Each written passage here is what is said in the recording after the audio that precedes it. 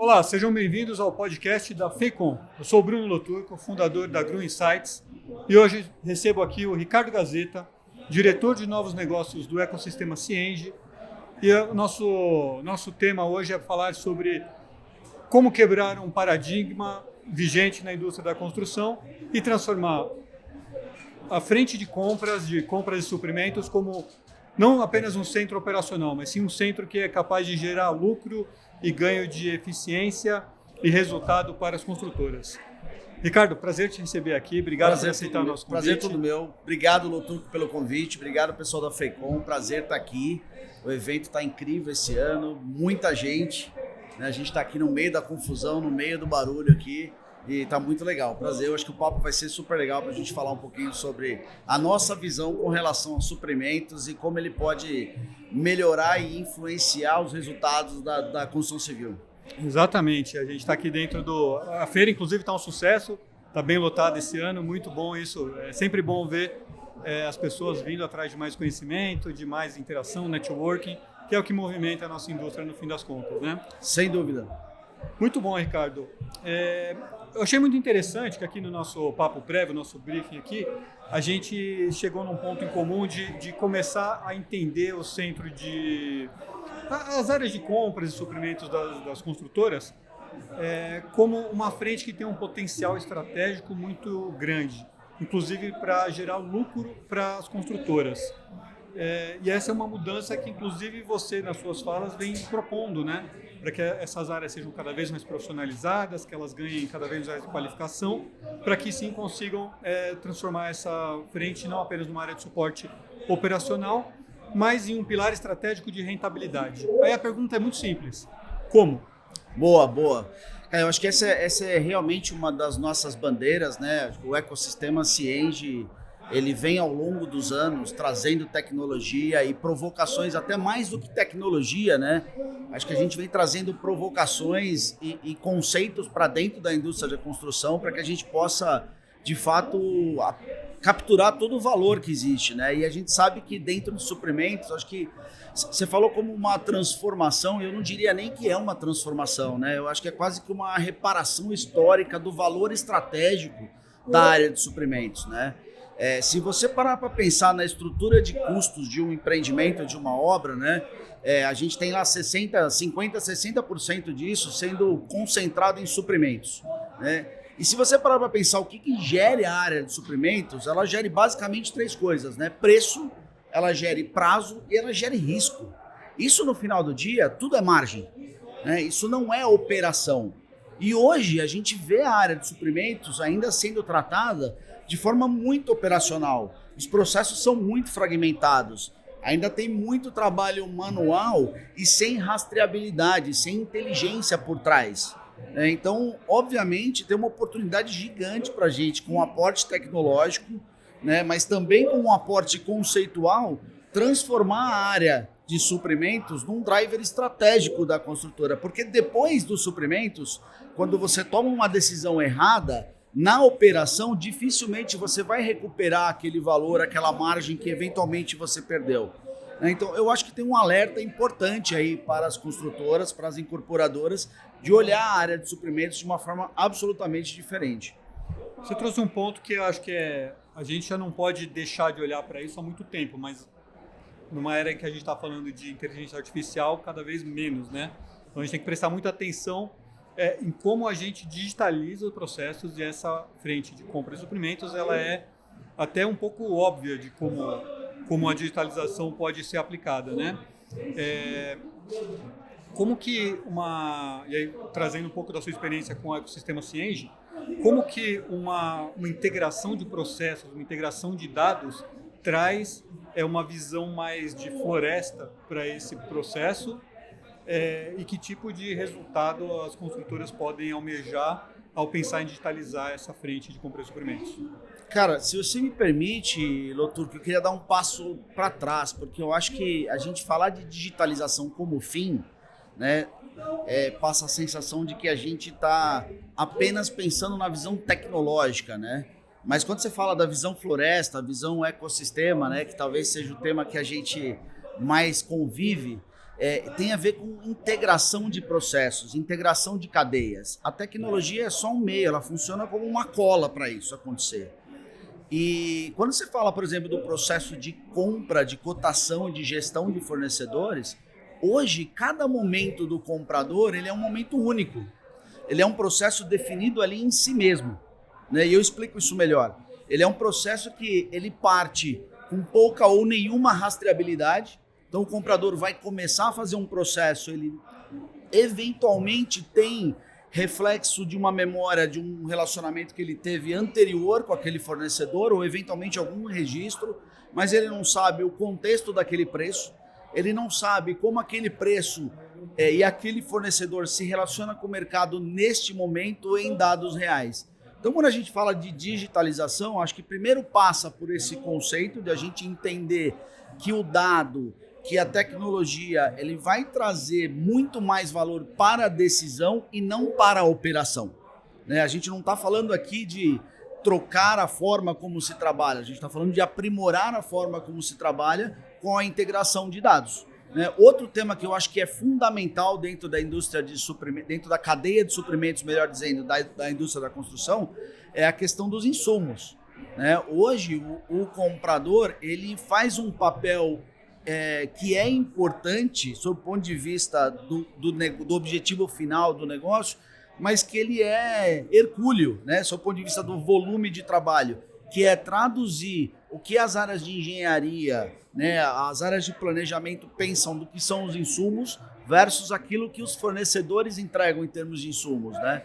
A gente no Cienge está trabalhando muito forte nisso, inclusive através de índices, através de um trabalho de curadoria desses dados, para a gente fornecer para o mercado uma visão única de insumos, de nomenclatura de insumos. E tem casos curiosíssimos, né, de a gente entender, e aqui eu correndo o risco de dar um exemplo, mas cimento CP2, que só isso significa 3 tipos de grafias diferentes, né? Então, hoje o comprador ele trabalha no meio do caminho entre uma tradução do fornecedor e da área técnica, né? E isso por si só também já leva muito tempo. Então, a gente vê um valor que a tecnologia pode trazer para isso muito grande.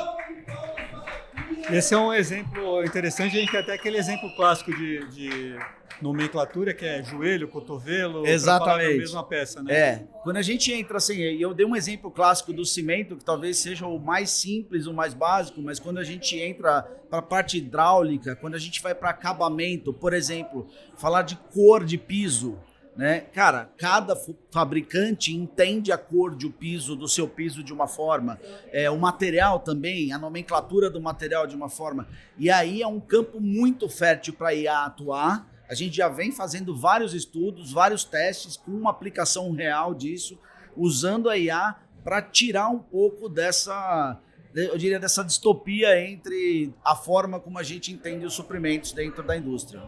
Igual na sua fala anterior, você trouxe um pouco sobre a questão da camada de dados ela se tornar uma fonte de para tomada de decisão, né?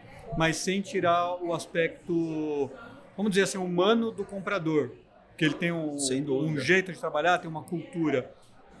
Ou seja, a gente trazer um pouco para o campo, trazer talvez totalmente para o campo dos dados e ter essa visão integrada permite trazer objetividade para essas relações entre construtora, projetista, fornecedor. Sem dúvida. Eu acho que o valor, porque quando a gente fala em diferenciação, a gente está falando de divisões estratégicas, né, de pilares estratégicos. A gente falou um pouquinho de margem, eu acho que tem também espaço para a gente falar de diferenciação. Quando a gente fala de diferenciação, né, a relação entre o projeto e aquilo que se vai para suprimentos é fundamental.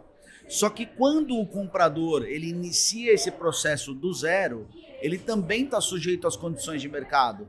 E não necessariamente ele pode garantir aquela diferenciação no final da obra, na entrega final, né? E eu explico, quando eventualmente o projetista pensa, né, a habitação de um jeito, usando determinados materiais, se aquilo não tiver já dentro do processo que inicia de compra, então de leitura de dados, do que foi comprado, do que está disponível, de qual é o preço de mercado, todo o trabalho de suprimentos, ele passa a ser uma consequência disso, e não o trabalho que vai, de fato, executar o que foi pensado, né? E isso é dado. Isso, basicamente, é você ter uma leitura de previsibilidade, de você controlar a sua cadeia de fornecimento sob o ponto de vista da qualidade.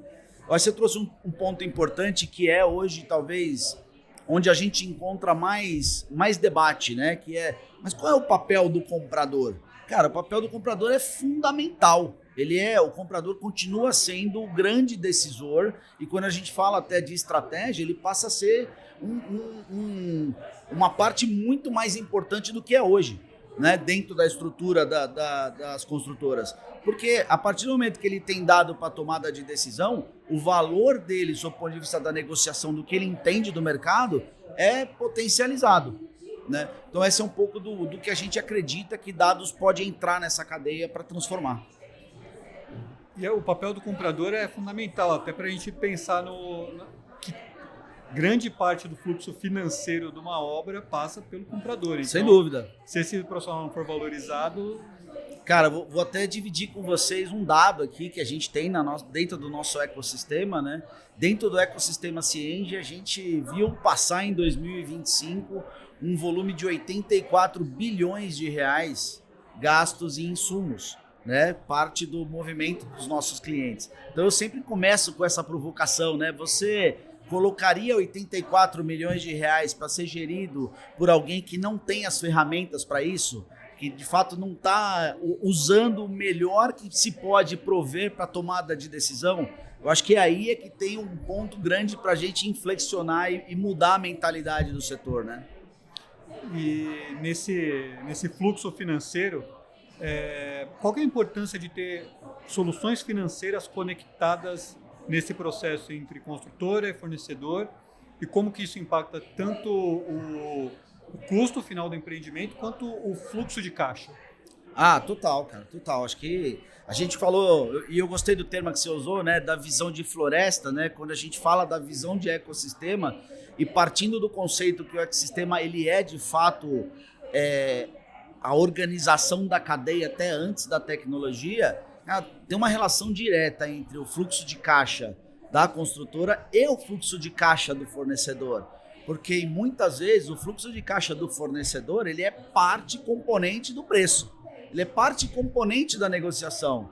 Então, quando a gente fala que os pilares da compra hoje dos suprimentos estão em gerenciar previsibilidade, gerenciar preço, gerenciar risco, né? Isso tudo, se você coloca o elemento situação ou condição financeira sob o ponto de vista do fluxo de caixa do fornecedor, eles passam a ser determinantes, né? Então, quando a gente consegue integrar isso dentro da mesma cadeia, então, por exemplo, ter pagamento integrado dentro do sistema de compras, né? Ter a possibilidade de gerar antecipação de recebível para fornecedor, ter a possibilidade de gerar crédito para a construtora, a gente começa a tirar um pouco esses desvios da conta e começar a explorar o preço, talvez numa condição mais de mercado e mesmo menos da situação econômica dos agentes, né?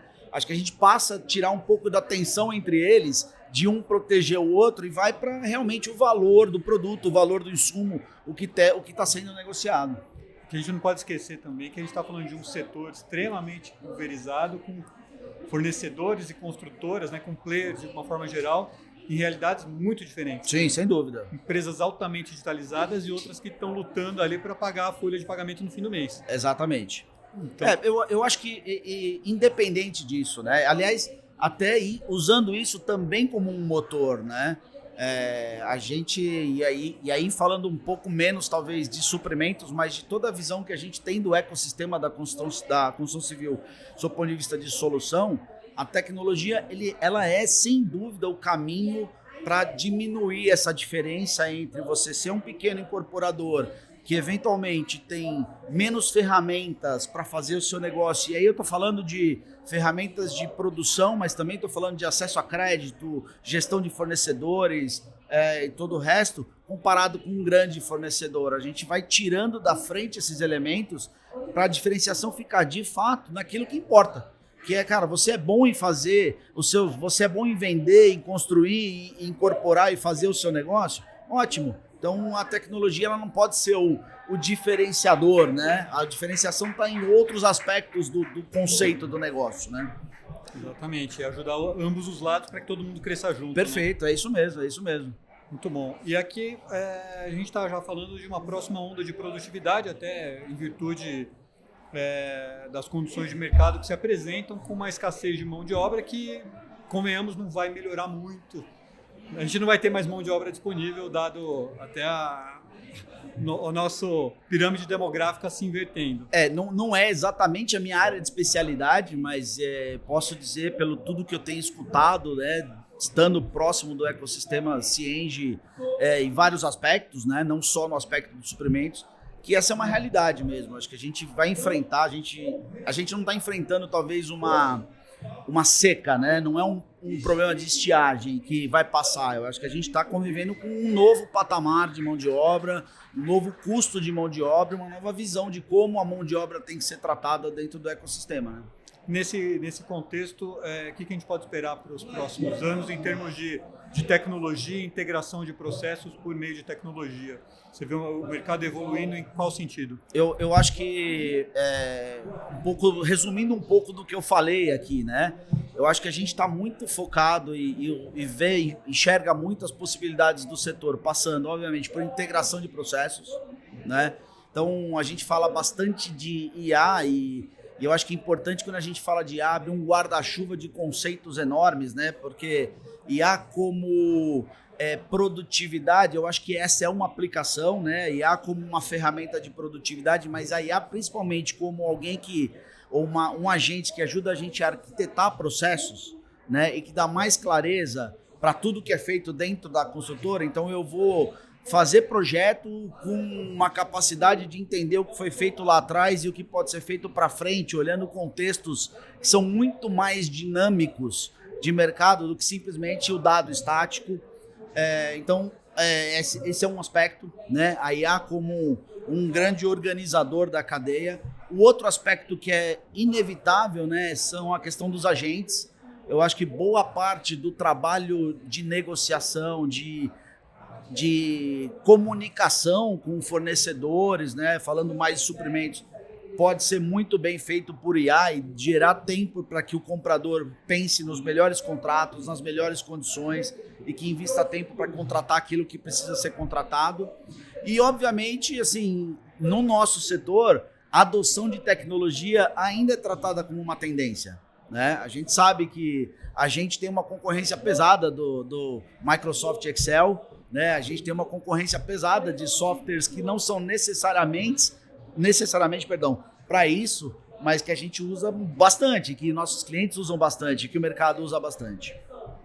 Como o WhatsApp, né, para resolver. Por exemplo, né, o WhatsApp, enfim, outros mecanismos de comunicação. Então a gente sabe que eles estão presentes no dia a dia e que, na verdade, obviamente tem o seu papel, mas eles fragmentam muito o setor também, né? Então, no final do dia, às vezes a sensação que você tem, hoje eu falo muito mais pessoas pelo WhatsApp, parece que é um trabalho mais ágil, ele é mais fragmentado também, ao mesmo tempo. Então, a gente também tem uma preocupação e uma visão de que essa fragmentação diminua, para a gente gerar mais produtividade, para gerar mais negócio e para fazer da construção civil, né? A gente está falando de uma indústria aí que é 3, 4% do PIB brasileiro, ela de fato ocupar esse lugar, né? E crescer e ajudar o país a crescer também. O construtor, o player da construção que quer começar a pensar em digitalização, estruturar processos e quer procurar auxílio, qual o caminho?